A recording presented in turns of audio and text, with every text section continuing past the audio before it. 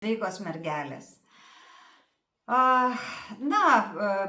Ši savaitė labai įdomi tuo, kad yra ženkliai geresnės žinios negu aną savaitę, nes visos tos kažkokios nesėkmės į pabaigą arba išvis baigėsi.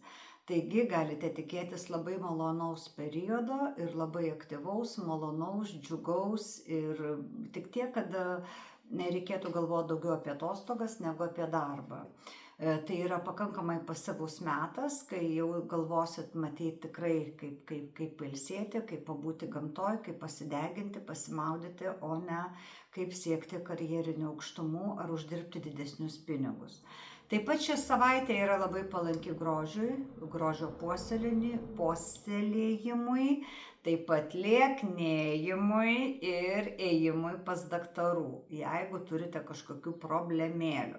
Taip pat ir profilaktiškai labai gerai kažkokią tai gal kraujuką priduoti tam, kad įsitikintumėte, kad viskas yra gerai.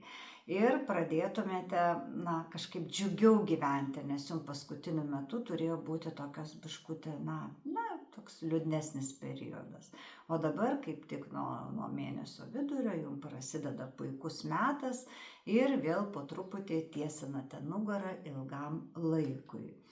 Noriu pasakyti, kad labai palanku, jeigu šią savaitę tvarkysite meilės reikalus, pradėsite su kažkuo gyventi kartu, tuoktis, pakeisite savo statusą nuo vienišio į įsipareigojusi ir būsite laimingesni, nes jausitės labiau mylimi ir labiau mylėsite.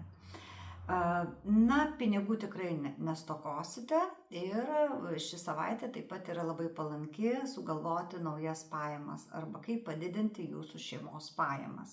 Taigi, brangieji, neužmirškite mūsų palaikyti, spauskite patinka ir iki kitos savaitės ate.